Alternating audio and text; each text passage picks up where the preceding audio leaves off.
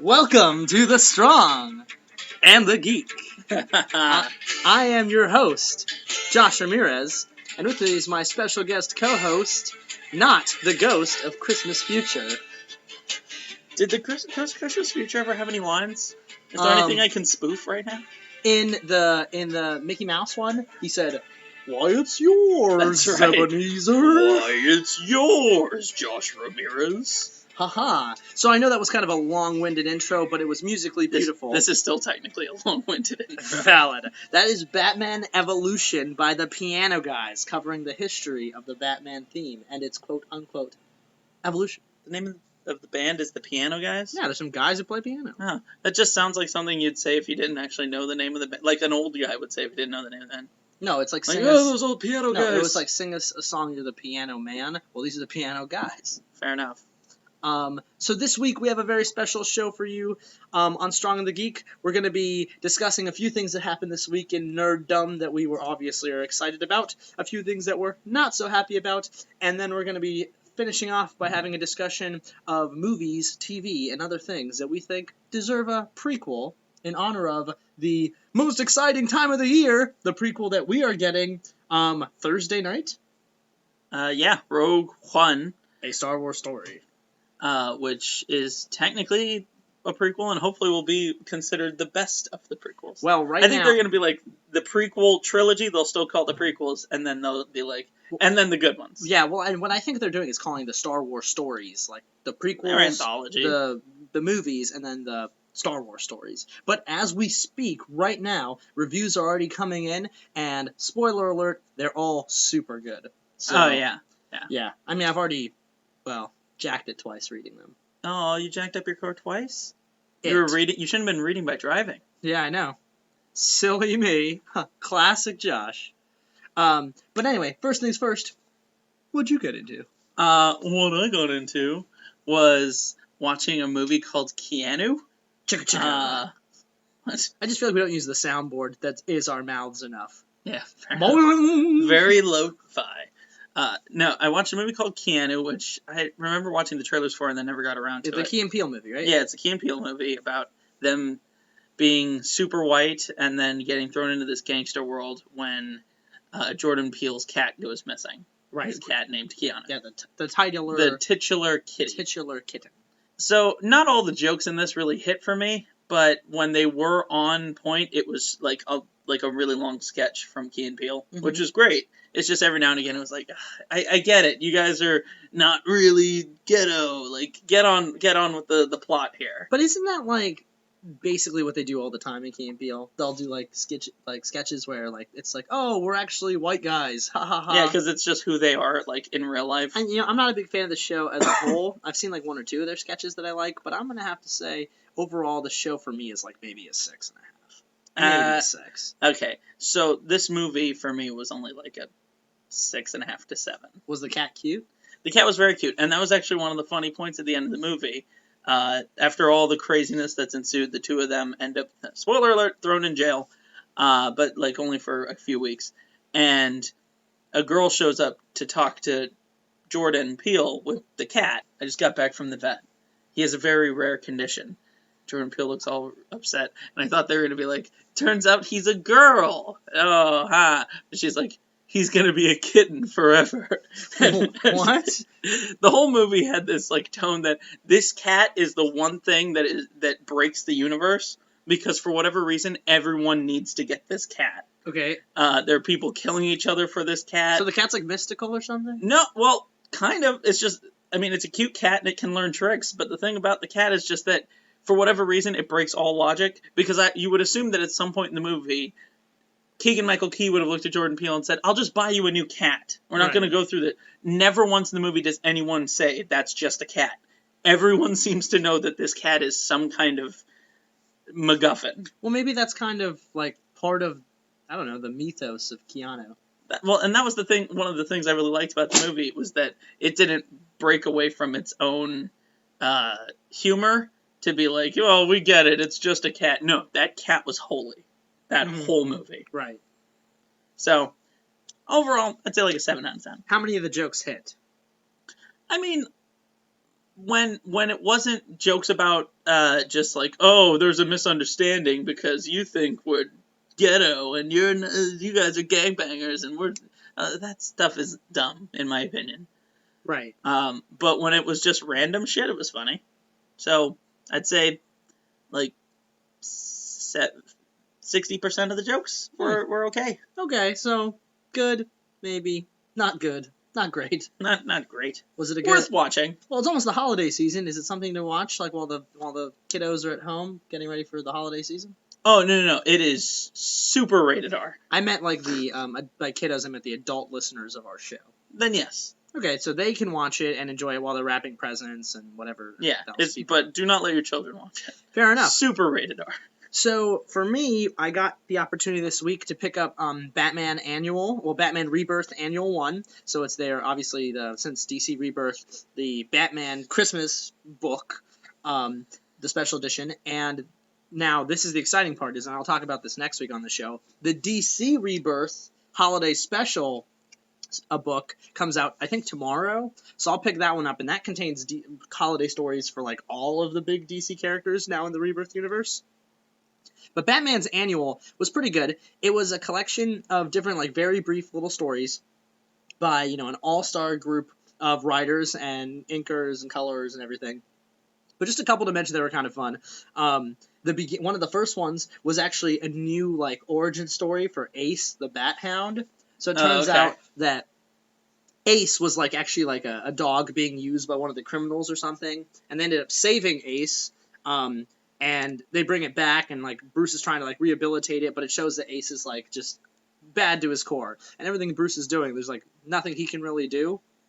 So he acts like, Alfred, there's nothing we can do. Like, this dog it's never going to work out. But secretly in the sides, Alfred's been, like, training the dog, because, Alfred is the true master. And it kind of ends with, like, Alfred being able to show Bruce that the dog is trained, and then the dog being there for Bruce because he doesn't have a family and all that kind of stuff. Okay. It was cute. It was a Christmas miracle. That's fun. Another one that was kind of notable to mention was the last one, which was kind of Harley Quinn breaking out of Arkham, and her and Bats are kind of, like, working together almost, like, traveling around, doing all this stuff around Gotham City over the holiday, and it ends with, like, Harley being like, all right, fine, Batman, like, take me to Arkham or whatever. And it ends with him actually driving her outside of... She says something about wanting to be outside of Gotham City. And it ends with him dropping her off outside of the city and being like, don't come back here or something. But it was, like, his present to her, like, you can get the hell out of here. And he dropped her off, like, with Poison Ivy and some other people. Like, so... I like the little seasonal stories they do. Yeah. Especially when we get to see, Harley Quinn come out of her typical shell. I'm very excited for the DC Rebirth Holiday Special in general that I'm going to hopefully pick up tomorrow. Just because, like, the holiday, like, themed things are some of my favorite ones. Like, the Justice League Christmas episode and the old Justice League cartoon was, like, one of the best episodes of that whole show. Yeah. So, and obviously the Batman Christmas ones, like the holiday nights and everything, and where the Joker song even came from, the Deck the Halls, or Batman Smells, Jingle Bells, that version, was from the animated series, so. Yeah, I mean, I think there's a reason why MMO, like, download packages around holidays, a lot of MMOs will have, like, skins or weapons or armors or whatever that are holiday themed. Right. I think there's a reason why those are some of the biggest downloads, even though it totally breaks from the world that the game has created. Right. Because people love holidays. They do. Just particularly Christmas. But Halloween. Oh, yeah, absolutely. I mean, I love Halloween, but Christmas is... Rosh Hashanah? Ramadan.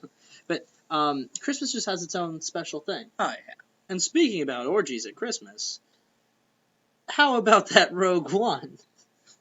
I haven't seen it yet. I know, no, but there were a whole bunch of movie trailers that have come out that are pretty good. Such as? Such as Spider-Man Homecoming. Oh my goodness, how did I forget about that one? Yeah, okay. Anything else you want to mention before we get into Spider-Man? Well, no, I was just going to talk about movie trailers for a little bit. I know, I'm saying, any other movies? Well, there was the Transformers The Last Night trailer. Which, whatever, Michael Bay. Well, you know what?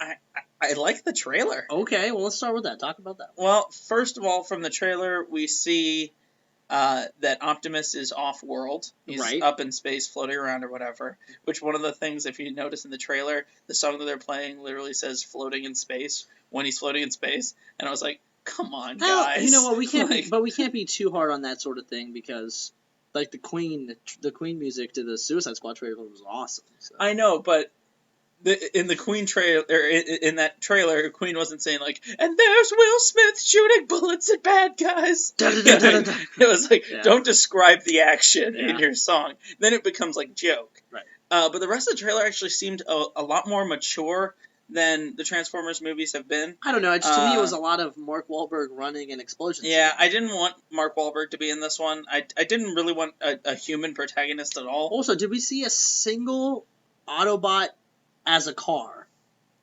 Maybe not. I feel like all we're seeing now is dinosaurs and dragons and stuff. We saw that Optimus Prime is going to be evil or mind controlled, something like that. Yeah. And that they're connecting the two now different Transformer, not worlds that they made out, because we saw the military guy from the first few ones, right. And then we saw Mark Wahlberg. Right. And the only other thing is that the only actual, like, the girl character, you know, they always have, right. like, some piece of meat. Now, the only girl they show in the trailer is, like, a straight-up child. Right. I'm really hoping Michael Bay isn't doubling down on the Romeo and Juliet laws. Oh, man, like having the child bend over Bumblebee in a short skirt trying to fix his... Yeah, let's hope it's not that. Oh, Michael, what are you doing? Yeah, I wasn't really enthused by it. The Transformers movies, they haven't really done anything for me since that scene where Megan Fox was bending over. Yeah, well, I mean, we've talked about them on there before. Yeah, they are garbage movies. They are and not the thing good. is, I legitimately want one of them to be a good film, because the idea of giant robots kicking the shit out of each other is fun. Especially when they can turn into cars. And if you look at, like, the actual source material, there is a lot of good stuff there. But, the idea of they're trying to cross it over with G.I. Joe now and stuff, like, I don't like that. Those G.I. Joe movies are garbage. The Teenage Mutant Ninja Turtle movies are okay. Yeah. To bring them all together, sounds like a waste of time to me. And money. Fair enough. Now, but I would give this trailer a 7.5. Okay. For me, it was a solid 5. Okay. Another trailer that came out was the War for the Planet of the Apes. Okay, and that one I did enjoy. Yeah, it looks really good. Another prequel. Well, this is a sequel. Well, yeah, but this is a prequel to a movie that came out in the 70s. Now, can I say the only thing about this? So, the trailer I really enjoyed. I like seeing. Or 2001. I like seeing Mark Wahlberg again. Sorry, continue. This isn't a prequel to the Mark Wahlberg. I know. Just I forget that movie existed. I like seeing the desolation and kind of the aftermath of everything that happened in the last one, which was not Rise of the Planet. Was it Rise or Dawn? Dawn's the first one? No, Rise of the Planet of the Apes one. was the first so one. now it's Dawn. Dawn of the Planet of the Apes. Okay, they need to pick a different... At least this isn't a sun now rising. The War for the Planet of the Apes. War for the Planet of the Apes. And then presumably the next one will be... The Planet of the Apes? Planet of the Apes. Well, or it'll be like Destruction of the Planet of the Apes. Well, the only thing about this trailer that I just did not like, I was like, damn it, is when, at the very end, when Woody Harrelson said, "This will be a planet of apes." And I was like, no! Okay. No! I know there's a history of saying it in the movie, but... I'm sure that somewhere on the Earth there was, like, an earthquake when the trailer dropped, and that was the Earth itself literally cringing at that line. Yeah. Because it is awful. Like, and the rest of the trailer is so good. And Woody Harrelson looks great Yeah. when he first comes out shaving his head. Yeah. There's something powerful about a guy doing something so nonchalant. Yeah. You know what I mean? And addressing a this crowd. This is why Stone Cold Steve Austin was such a badass. Yeah. I really like the trailer. I like that, from what I understand, apparently some of the apes that were under Koba in the last movie they feel like Caesar's a traitor, so now they're actually working with the humans against Caesar, even though that was the thing that they were against in the last movie. Which hopefully they'll explain. So it's, I guess, like the idea that it doesn't matter who they're aligning themselves with, they just hate Caesar. Right. Even if it means throwing their entire priorities and ideals away. So basically the entire Republican Party against Hillary. Oh, there you go. Yeah. I was trying to hint at that particular metaphor. I got you. I see what you're putting down. Yeah, Rise of the Planet of the Republicans. No. You mean Jesus. no. What you mean is Rise of the Planet of the Apes. Zigger! You know, I realized that next year is going to be the year of ape movie prequels because Kong is a prequel to Godzilla Planet of the Apes. because there's gonna be a Godzilla crossover, right? Rumor mill. I don't know if it's in production. So we're gonna have two movies. Which one do you think is gonna be the better ape prequel movie? Oh, War of the Planet of the Apes for sure. Yeah. Oh, absolutely. Although I don't know, Kong Skull Island. The trailer great. looks sweet. It looks like a lot of fun. I'm gonna put my money on War of the Planet of the Apes because right now it's got two good movies behind it. Yeah, that Kong is true. Skull Island has no good movies behind it. Yeah. Unless you consider it a sequel to Godzilla, which then it would be good. No, it would be a prequel to Godzilla. It takes place in like the 70s. No, I don't know that. Now, so all in all, final thought, that Planet of the Apes trailer, I'd give like an 8. I liked it. Yeah, no, I would agree. 8, 8.5, something like that. Now, if we're talking about superstar trailers, I'm going to have to give right off the bat, I'm going to have to give a solid, maybe even a 10 spot for Spider-Man Homecoming. Oh, no, I'm totally giving it a 10 out of 10. That trailer was fantastic. It hit every beat that it needed to hit to show what that movie's about. The international trailer, because there was two, the international trailer I would give maybe like a 9, but the one we got, the Americanized version, a 10 spot. Yeah. The music and catching just how it opens with him in high school and everything, catches the idea, like, this is a Spider-Man that I can actually believe is in high school. Tobey Maguire wasn't a high schooler. No way. Yeah, and Andrew Garfield, also. He was too cool. I need to riding around on a skateboard. Peter Parker's supposed to be awkward. He's an awkward teenager. A nerd. Yeah. And Tom Holland it fits the bill great. He's a former Geek of the Week. Yeah. Yeah, you know our opinions and thoughts on Tom Holland. Yeah. But in this movie, seeing him... So, that girl he likes is presumably it's not Gwen Stacy or Mary Jane, right? Yeah. Okay, good. What I'm hoping is that the girl that was sitting at the end of the table, mm-hmm. who was like, you guys are losers, I'm hoping that is either Gwen Stacy or Mary Jane. Yeah, I would like that. Yeah, that instead of the homecoming queen sort of, like, goody girl, we get another kind of outcast. Right. I'd love it to be Gwen Stacy, and then she ends up becoming Spider-Gwen. Yeah, okay. If we got Spider-Gwen in this universe, that'd be awesome. Gwenpool?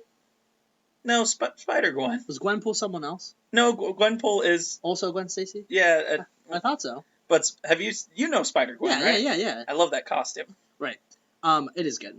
Now, the other thing I liked is, I hate to say this, because I'm such a dick when it comes to Spider-Man and Marvel villains, but Vulture looks sweet. Yeah. Well, and everyone loves Michael Keaton. Yeah. Birdman. The Birdman. He's coming back as Birdman. Yeah, he's Birdman, reprising the role. Although he's crossing over Birdman with Batman. Yes, because literally. Michael Keaton's just playing his greatest hits for Vulture. I was like, man, he's coming off of Birdman and Spotlight, now pulling this one, triple threat. Yeah. This is a pretty big get, I would say, to be the villain in a Marvel movie. Oh, yeah, and hopefully a good one. We haven't had any good ones. Yeah, no, I'm hoping that he doesn't just get killed in the third act. I'm hoping that we get a little bit of hint crossover action for the other movies. Well, we obviously see that with Iron Man. Yeah, and that was the only thing I was going to mention, is that I'm not entirely sold yet on this idea of Tony Stark being like a mentor to Peter Parker. But, I mean, you know what? They have good chemistry.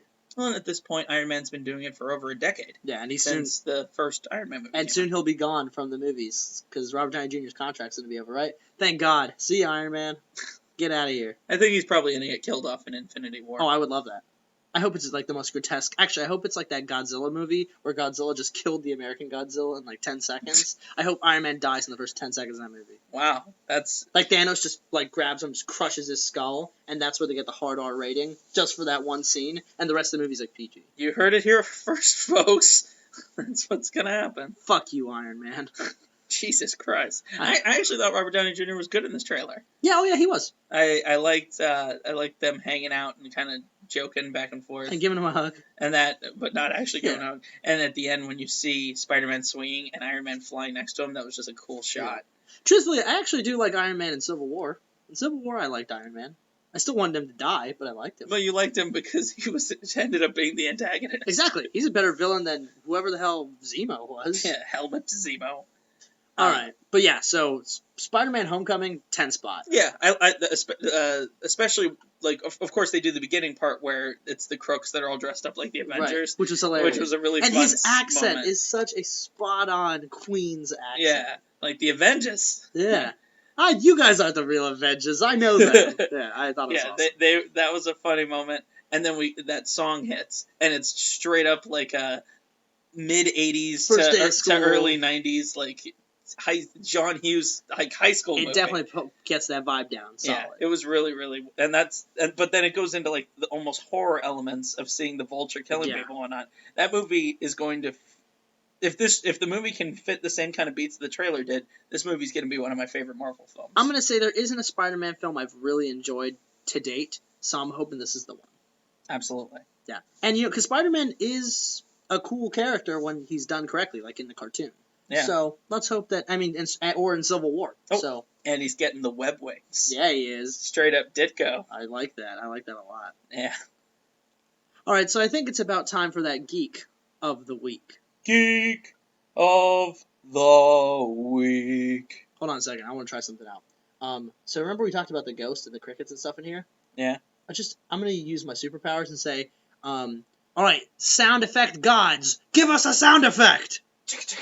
Where'd that come from? I don't know. Let's try again. Sound effect gods, a different sound effect that doesn't sound like something that I regularly do with my mouth. All right. Wow. All right. Wow. It must be that cricket. Yeah. The cricket, by the way, him and I went out for drinks a while ago, and he really is sorry for all the shit he's got. Well, he hasn't been back in a long time, so you must have left him at the bar. Well, I'm not going to comment on what happened to him. But anyway, Geek of the Week. Okay, for our Geek of the Week this week, we are looking at the Sistrunk family. Brandon and Ashley are just a regular family. Husband, wife, 4 kids. But Brandon won't be able to be home for the holidays this year because he is a staff sergeant in the Air Force and he's deployed overseas in Iraq. Oh, that's too bad. Yeah, it's kind of sad. So Ashley decided, you know what? Fuck land, fuck air, fuck sea. This is Christmas, and I want a Christmas card with my husband. That tells us something Santa Claus does every year, isn't it? Yeah, he fucks, that verbatim fucks quote? The land and fucks the sea. Well, he gives presents to everybody. I think that's how Hawaii was created. Yeah, of course. Moana. Yeah. So she... You can laugh at that joke. That wasn't a bad one. So what she decided to do was to this is his sister? What? This is his sister doing this? Or no, this is his wife. For some reason I thought you said sister. Yeah, his husband and wife, also brother and sister. In Christ. All right, please continue. They're called the Lannister family. Okay. Now, the Sistrunks... Sistrunk. It sounds like sister. There it is. No, I assume it's pronounced Sistrunk. It could be pronounced jovial, for all I know, but it's spelled Sistrunk. Okay, so what happened then? So they decided that they were going to get a Christmas card done together. So he held up a sign that said Merry, and she held up a sign that says Christmas with her and the 4 kids, and they blended it together so that their Christmas card is half him in Iraq and half them here at home, but they're standing with each other and they're holding up a big sign. Thank goodness we live in 2016 when that technology exists. Yeah. It'd be more of a feat if it was done in 1916. Yeah. But Iraq wasn't a thing back then. They would just have to cut and paste. Yeah. And not even the word glue. They would use paste. Yeah. It's just a big jar that says paste on the side. Yeah, I like to imagine it. It has like a feathery bristle thing. Right. They probably would be dressed differently also. They also posted some pictures of them like sitting around a big dinner table with turkey stuffing and all that. Are they cute? And then a picture. Are the kids cute? Yeah, they're cute kids. Do they have a dog? I don't know. Are the mom and dad pretty good looking? Yeah. Why is that? Do they seem nice? Why does that matter? Because in a picture, all you can tell about someone is physical appearance. Okay. That is exactly why it matters. Then yeah. Is it a good looking picture? I would throw it at the mom. I'd probably throw it at the dad, and the kids look great. Whoa! We're not talking about having sex with the kids. Come on. Well done, Michael Bay. In any case, here's the photo so you can see. They made it look like they're kissing. Oh, wow. It's beautiful. It's sweet. You can tell the one daughter has no idea what they're doing. Yeah. You can also tell they're not in the same place because the terrain. But it's nice. They make it look like the snow is carrying over. Yeah. But, like, the sky. Right. Yeah, and the colors and whatnot. But it's still a really nice thing. And every now and again I figured for Geek of the Week we should do something that's just an inspirational message. Yeah, they are geeks because they need to use technology to make the picture happen. Yeah. And if you look at the kid, if you look at the son, he's a total geek. You saying that because he's got glasses on? Yeah, boy after our own Yeah, heart. 4 eyes. No, boy after our own heart. You have glasses. Yeah, we have 4 eyes. That All right. means that's better than So, 2. hey, congratulations, Sister Act family. We're very proud of you. Merry Christmas, and we hope that you make it home safely, sir, to be with your family. Thank you for your service. Get a dog. When you obviously listen to this, because everyone on Earth is mandatorily obligated to listen to this episode once and only once. I actually heard that in Iraq we have a pretty solid following. Oh yeah? Yeah. It's not ISIL that's playing us over the loudspeakers. Like, it's the places that aren't under Sharia law. They play us like on the loudspeakers. Wait, but they don't like play our episodes to be like the enhanced interrogation, right? I don't know about that. They just blare our episodes at like cranked up to 11 all day long. Yeah, like, and they're like, ah, I don't know anything. I don't know anything. Chicka chicka, chicka chicka. Like, I don't know anything.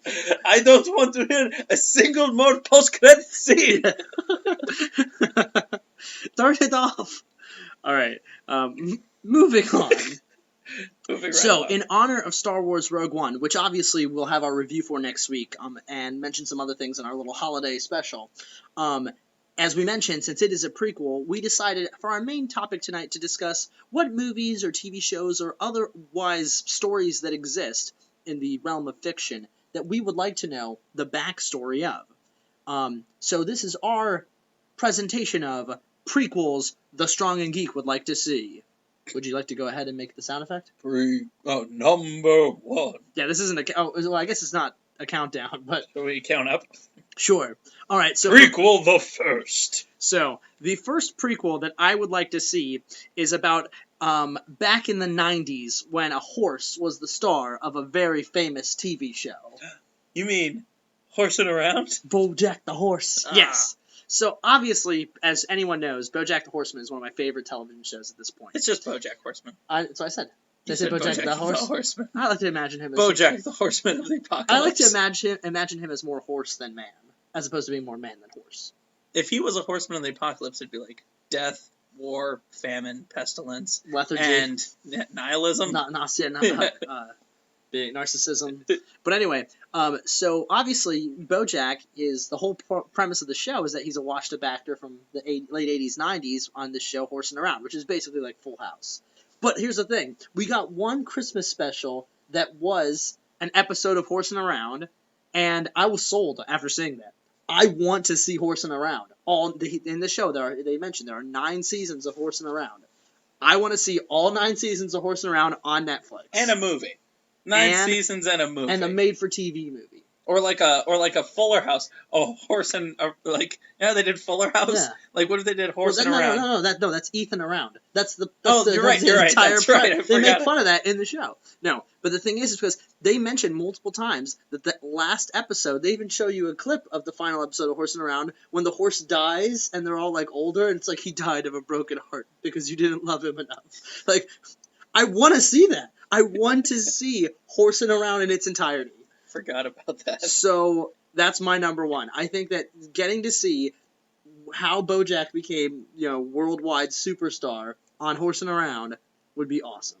Yeah, because we know that back in the 90s he was in a very famous TV show. But we also know what the characters are like now outside of that. See, we would be seeing the show from the premise of, oh, this is the horse, and that's Olivia and the other characters, not Sarah Lynn and BoJack and Ethan, or Ethan's the name of the character. Right. We would know the actors. It's kind of like we know the actors. We would get to see them acting. Yeah, it wouldn't be meta. We'd be watching the actual show. Yeah, we would actually be watching Horsing Around. The play within a play. Yeah, not like halfway through the episodes, it goes behind the scenes and BoJack's talking to Herb Kazaz. No, like we would just be watching Horsing Around. To be clear, though, it's not like we're in the live studio audience. It's like what gets cut for TV, right? Yeah. Because in the live studio audience, there's, I flubbed a line. Isn't that great, guys? We're going to reset. No, the only thing that we would get is the laugh track. Okay. It would be like watching Full House, just Horsing Around. I love that idea. I think that would be fantastic. Netflix, you heard it here first. Nice. Okay. Well, for my first prequel, whatever. Prequel 2. Prequel number 2. I have a little idea that I like to call the Jurassic Project. Oh. It is a prequel to Jurassic Park. This is where the guy with the beard, it was his science fair project.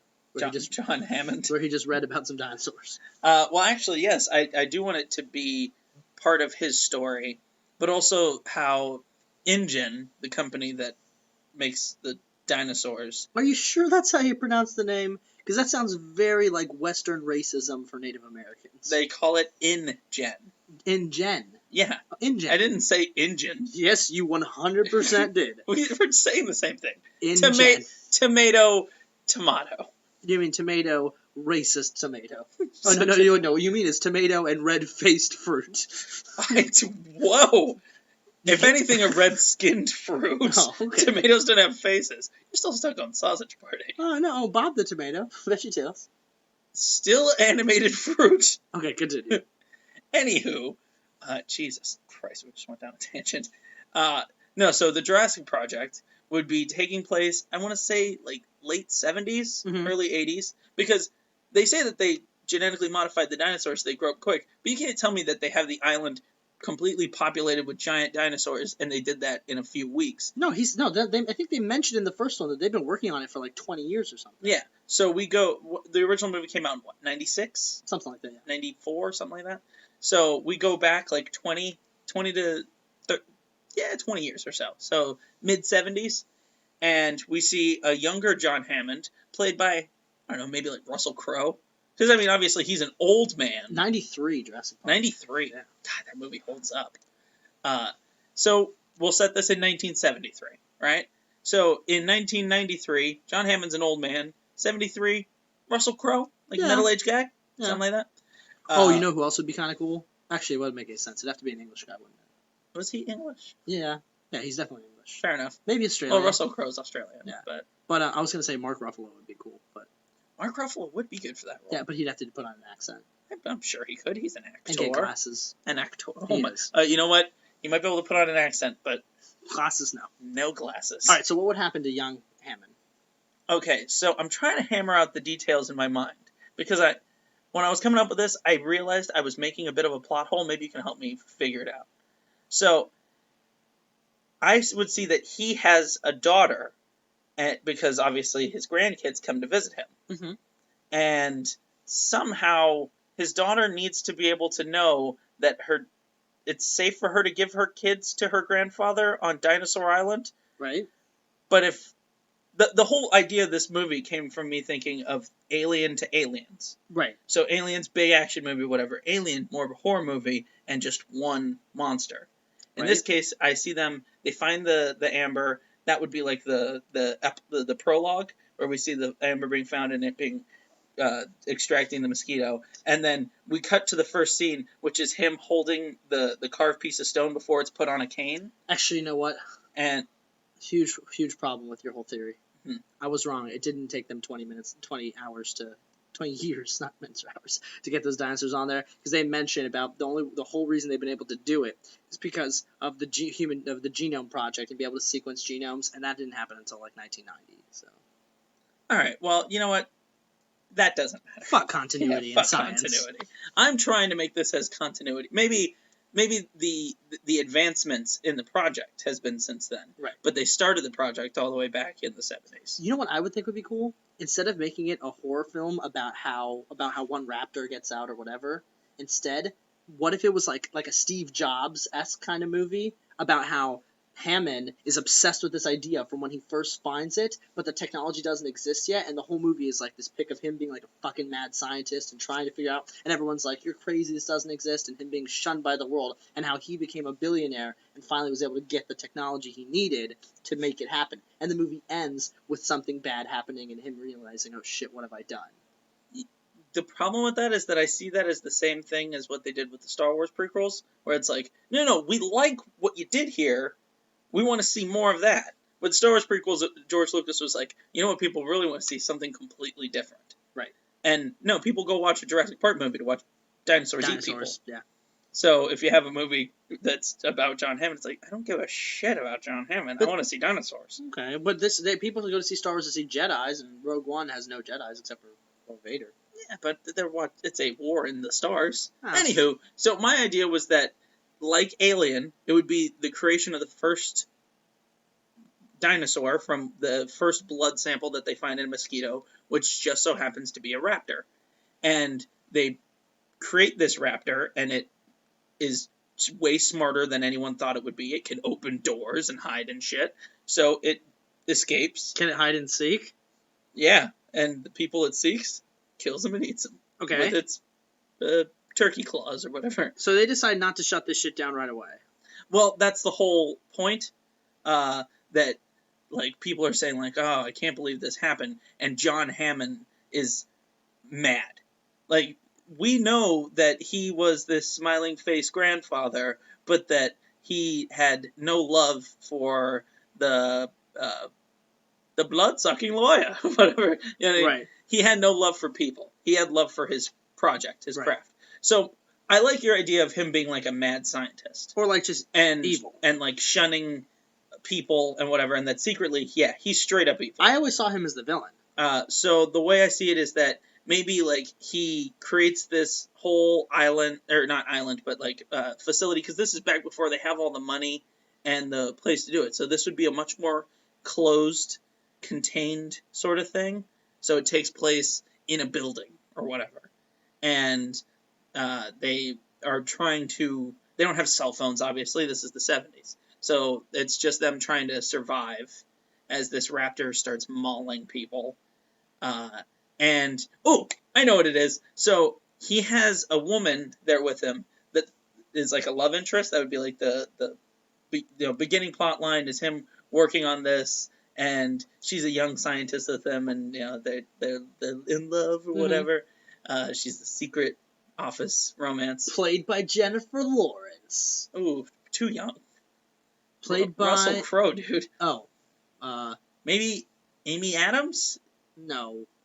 We'll think of someone. Keep going. Fair enough. Meryl Streep. No, too old. Rebecca Romijn? Okay, that's fair. All right. She's not a really good actress, though. Okay. Well, who cares? Yeah. So Russell, no, she's did good. Remember Mystique? Is she gonna get murdered? Yes, I remember Mystique. That wasn't good as Mystique. That doesn't take a lot of gravitas. Tell that to Jennifer Lawrence. Okay, fair enough. Keep going. So Rebecca Romijn and Russell Crowe, all of a sudden this raptor gets loose after, let's say the movie starts in like 73. By the time that the raptor is at full maturity, like when the second act of the movie begins, 83. It's like, no, I wouldn't say 10 years later, maybe like 5 or 6 years later. 79.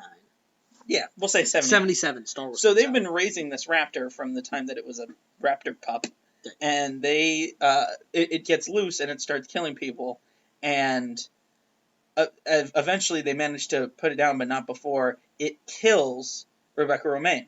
Okay. Which at that point in the movie you're like, oh, I thought that was his wife and his daughter, or what? I guess now he has to raise his daughter on his own, right, and hide the fact from her that he has this whole island or whatever. Right. So he gets out, and like the movie would end with InGen coming to him and being like, hey, we see what you're doing with this project. We really like what we see. And he's like, you mean despite everything that happened? And he goes, well, we have use for things that are that powerful. And because the Jurassic Park isn't about a park. They're growing animals so that they can use them as bioweapons. So we saw Jurassic World. Like, this is a huge plan from this company from way back then. So they're like, yeah, no, keep doing it. And here's the funding. Also, have you heard of Isla Nublar or whatever? We have 2 islands in the Caribbean. Yeah, that are completely away from, they're tax exempt or whatever. Yeah. And then he takes the check.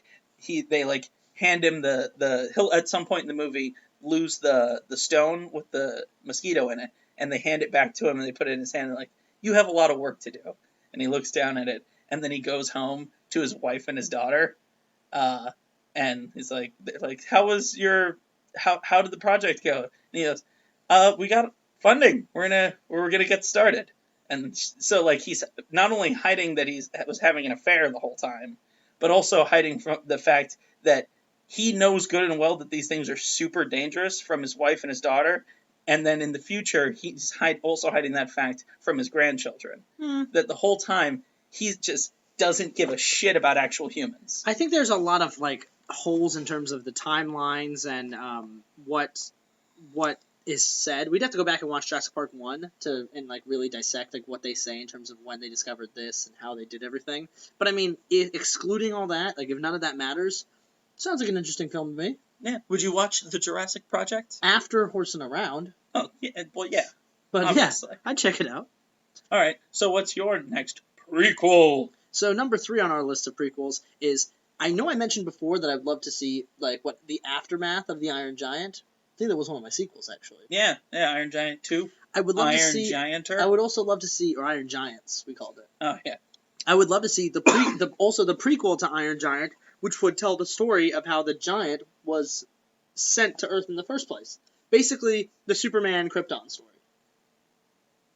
So maybe it takes place on I don't know. Cybertron. I was trying to think of what like Iron Giant backwards would be, and like just call it that. I don't know. Tenaj Nori. Yeah. Well, on that planet, you like that. Yeah. You like that, America. Yeah. And on that planet, maybe the Iron Giants are like the master race or something, or they're like a slave race to little alien people. I don't know. I haven't thought of the details here. I just think it'd be cool to figure out where the hell the Iron Giant came from, why he was sent to Earth in the first place.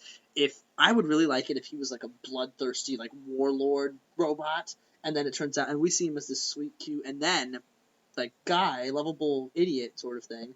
But then we know his history, like, oh man, he's a monster. So then that scene when he breaks free and becomes a crazy killing machine just for a little bit in the original Iron Giant, then has so much more weight because we're like, shit, no, we know him. This is the Hitler robot back. Would you want to see this maybe as like a Planet Hulk version of Iron Giant? Like Kinda. showing the world of the Iron Giant, and maybe they make these things battle to see which one is like gonna be their invasion robot. Yeah. Weed that'd out be the cool. weak ones. Yeah, something like that. Some straight up like robot on robot Like, violence. yeah, like- or robot on monster violence. Or maybe Gladiator with robots. Like maybe he actually like maybe his robot race that are like the Transformers or something are actually like a peaceful race, but then he was stolen and reprogrammed as a death machine and sent. And what actually happened when he went and hit his head isn't that he forgot who he was. It's actually that what they implanted in him was damaged. Maybe. But then So that the good-natured robot that we saw in the movie was the real is him. the true is him. the real him. Yeah. That makes a lot of sense. Because it does seem like he just becomes possessed. For like 10 when his little dent comes out. Yeah, but before that he has a personality. So it seems to make more sense that was who he really was the whole Right. time. Also, did it ever bother you that he survives a nuclear blast and all this artillery fire and everything completely unharmed, but hitting his head on a rock, just a regular rock, dented his metal? Yeah. And totally fucked with his circuitry? Then again, he did fall from space. Okay, but So, he also flew into space and an atomic bomb blew up in his face. yeah, and it did blow him to bits. Didn't dent anything. Yeah. I don't know. No, come on. A rock. We didn't see what happened right when it exploded. Also, Maybe he detached all of his wait a own minute. body parts. Also, didn't he land in the ocean? Some of him? He landed in the ocean because he comes out of the ocean. Oh, you mean at the beginning? Yeah. What did he hit his head on? The bottom of the ocean. No, the water would have stopped. He him. He was giant and made of metal. The ocean's pretty deep. And he was falling from space. It wouldn't have dented his head. We don't know. He could have been moving. No, I just ruined speed of- like my favorite cartoon movie for me. Damn it! This is what you get when you tune into the Strong the Geek. All of your childhood loves just being fucked. Oh, and then we would learn why he has to eat metal. Yeah, what does he have a digestive system? Maybe, maybe it like grinds down and nanobots repair machinery. You know what I always found funny is that Hogarth instantly knows what's wrong. Oh, you're hungry. We need to get you something to eat. Like, Oh, doesn't his belly rumble? yeah, I guess. Like, I guess that's a universal constant. Yeah, who programmed that? Like, let's make him have rumbly bellies. This makes me think that he's more than just a robot. That he's like Transformers. Like they're like a living being. Oh, what if the prequel was he really was created by the Russians? Yeah, yes, all along the Koreans or something. That would actually be pretty funny. Okay, so yeah, there you have it. Iron Giant, the Iron Baby. It's like him as a baby. That's a good one. The Little Giant. Little Giants, yeah. Isn't that a baseball movie? No, something like that. Yeah.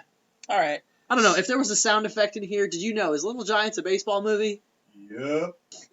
Man, it must be something in your walls, dude. Yeah. But thanks. Yeah, so for my next prequel, I'm going to go back to the Predator franchise. Just kidding. It's actually a football movie. What the fuck was that? Thank you, God. The sound effect gods really are checking their Google here. Yeah. Predator. So Predator. So yeah, Predator. Predator. Anywho, so yeah, I want to go back to the Predator franchise because I think there's a lot of stuff there that has never been filled in. Wait, you want a peepee? What? A peepee. Peepee? A Oh, a peepee. Predator prequel. Yeah, Predator Oh, prequel. I was A like, peepee. You Josh- want a solid I was gonna peepee. say, Josh, right now. You want a solid peepee. Yes, right now you want a peepee. So we've had Predator, and we've had Predators, we've had Predator 2. I was thinking just the Predator. Right. Uh, We had to catch a predator. yes, So- we did have to catch a Predator. So I mean, we've had a lot of predators. Now, if you remember the original Predator movie, when Arnie Schwartz goes down to... Yeah, when, So- when Arnie went to catch a predator.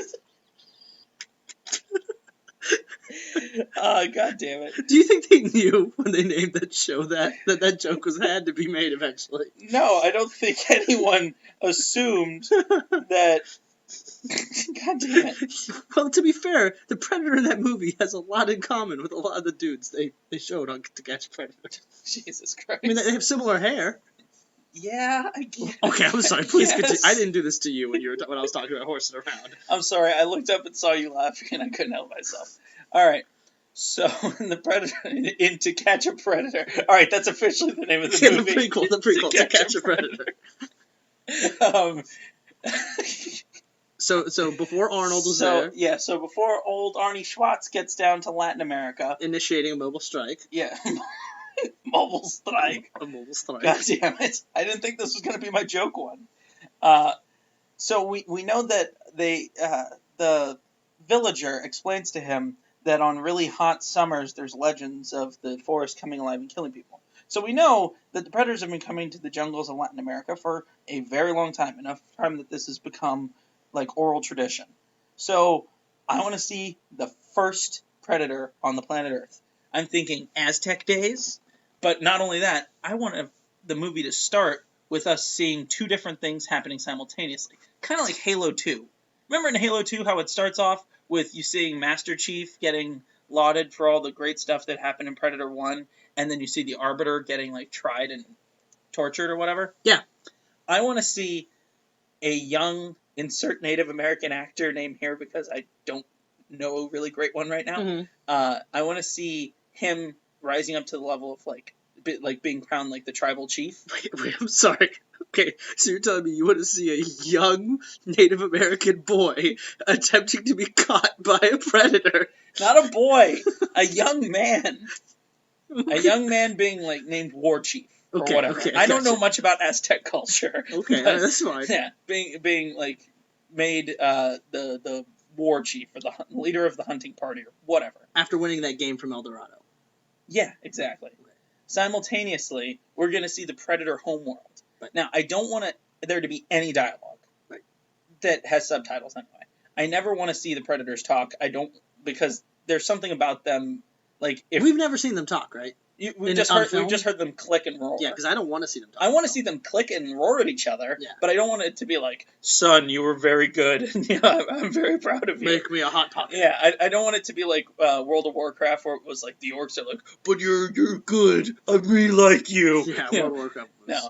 family, always. Yeah, What was no, it? it's just- Stronger together. Yeah. No, that was Hillary Clinton. Oh, yeah. Same thing. Stronger together. I'm with her. Anyway. We've gone off the rails on the goddamn sound effect gods. They poisoned us. Make Arendelle great again. or So whatever.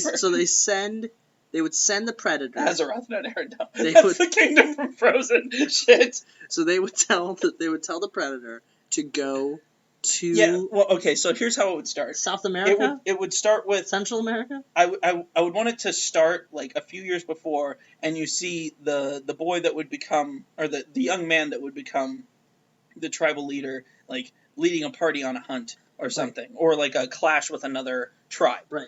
And then we see on the Predator homeworld, young, like juvenile predators, they don't have their masks yet, they just have like a spear, and they're set off to hunt some kind of giant monster beast. So basically the intro to 300.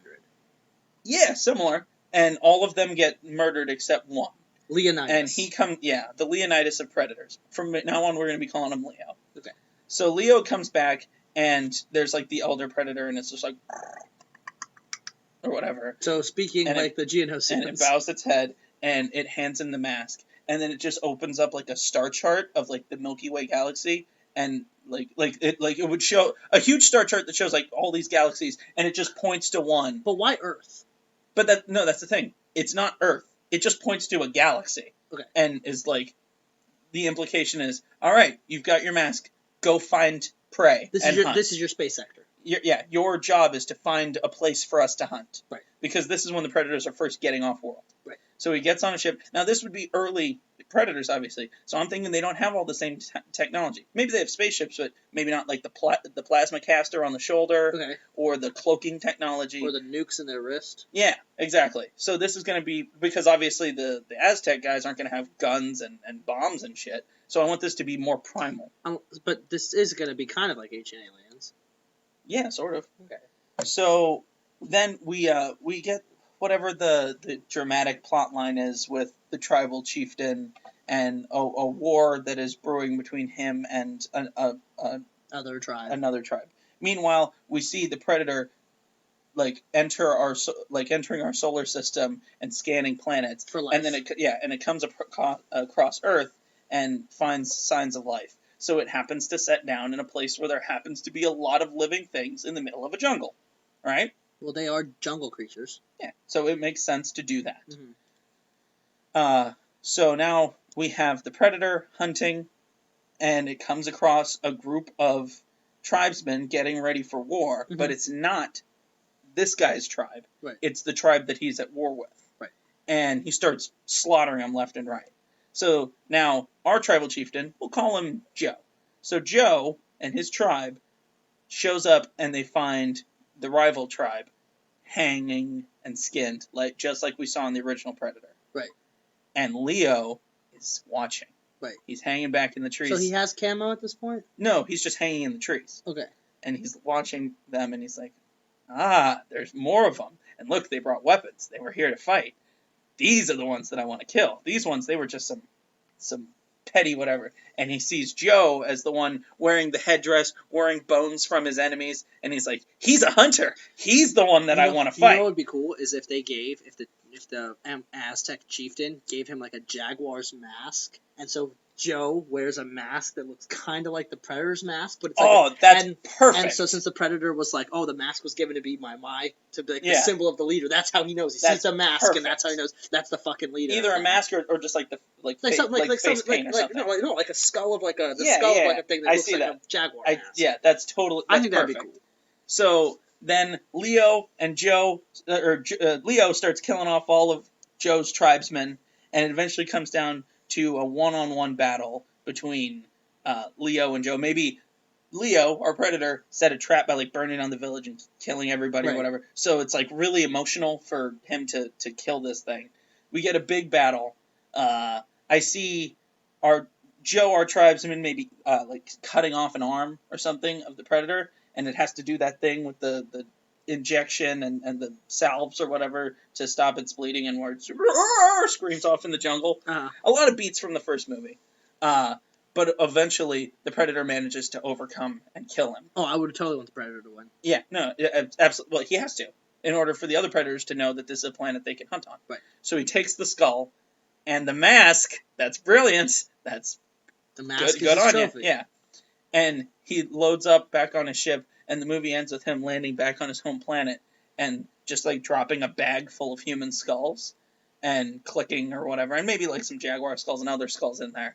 And they look at his arm, and like the elder kind of points and grunts or whatever, and out he pulls the mask and puts it on. I don't know, like whatever, like that's the indication. Like this is, we found a world with formidable prey, something worthy of the hunt, and everyone's to catch a predator. And then And then Chris Hansen comes in. He's like, "Why don't you guys all take a seat?" and that would be the end of the movie. Okay. So my final prequel, I would go watch that. I'd go watch. Yeah, that sounds like a solid I'd action watch movie, To right? Catch a Predator. I used to. I'll watch it again. Um, Speaking of Leo, so my final prequel idea was actually a Leonardo DiCaprio film. Oh. I was thinking about taking a step back from a dream to another dream to another dream. Uh-oh. Inception prequel. Oh, no! So here's my idea. When we watch Inception, we know that Dom Cobb, Leonardo DiCaprio's character, has been doing this for a long time. He's the best at it in the world. He has this team, and they've been doing these con jobs for years and years and years.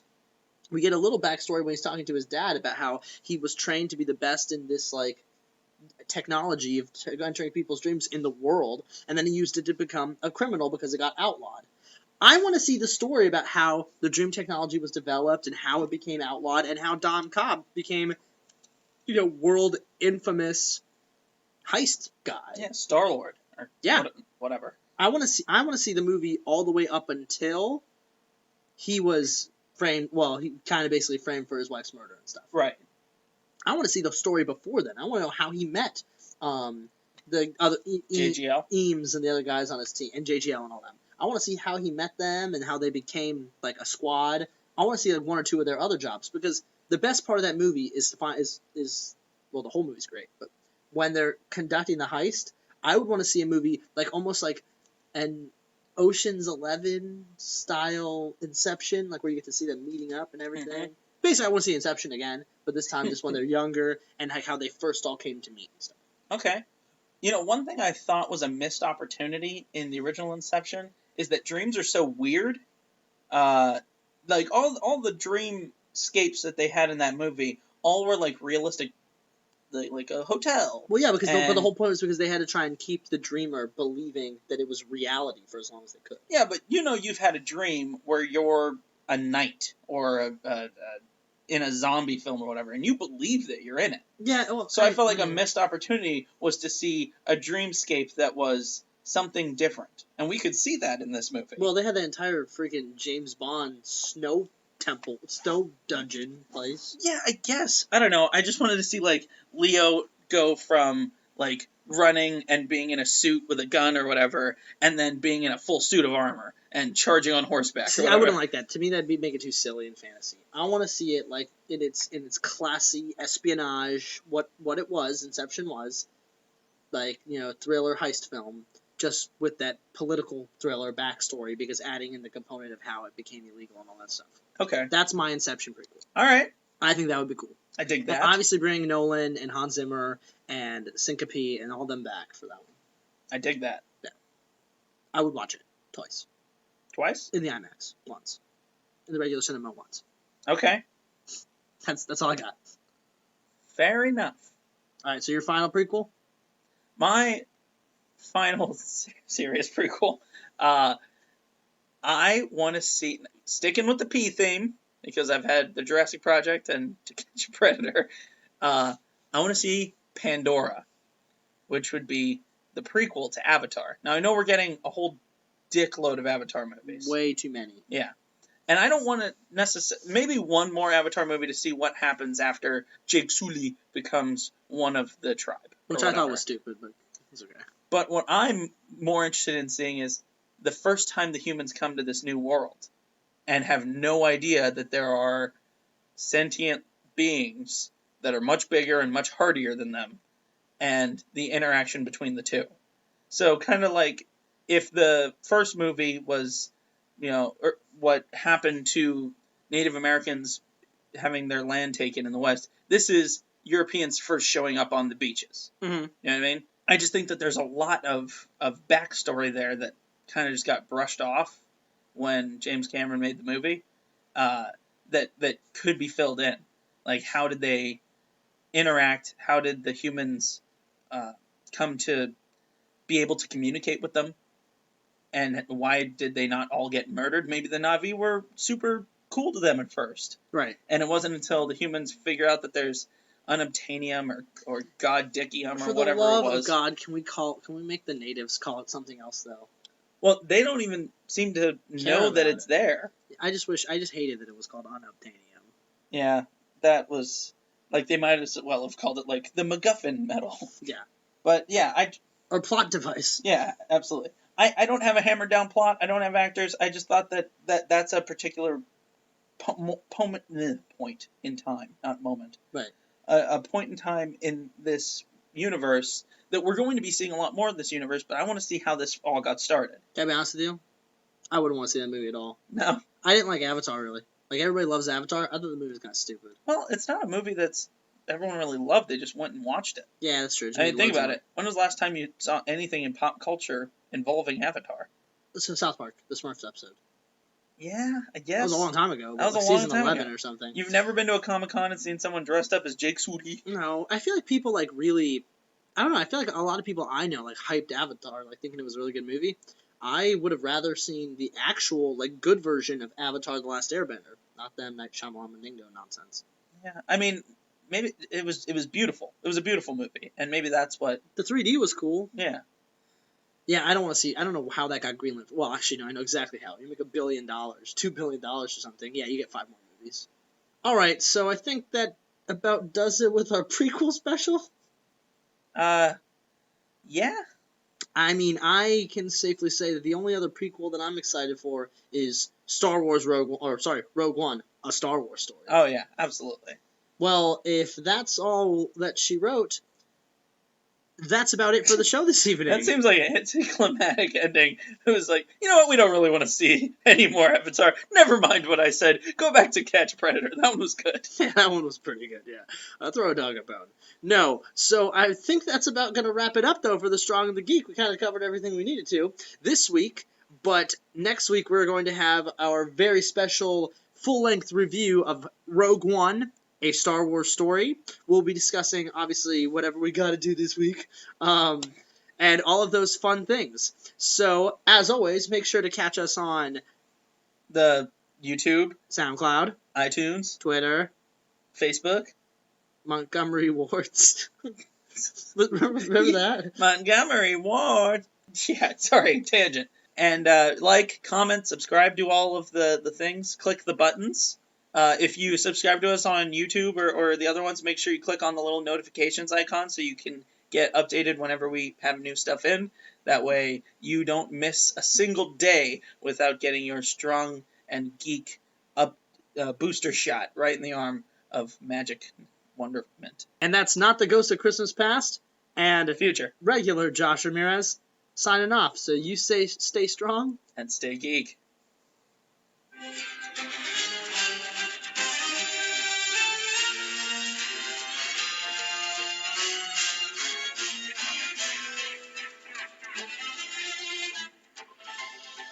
Welcome to the post-credit scene. Rachel, swear to me. What you need to understand is that your Rachel isn't here. Only you and me, and the weird voiceover ghost. Yeah, voiceover ghost. Where are you? Where's the trigger? Me and the voiceover ghost have very similar sounding words. You know what, fuck it, I was doing a Joker thing, but now I'm gonna be Batman too. You didn't really sound like the Joker. You sounded like a gay Riddler.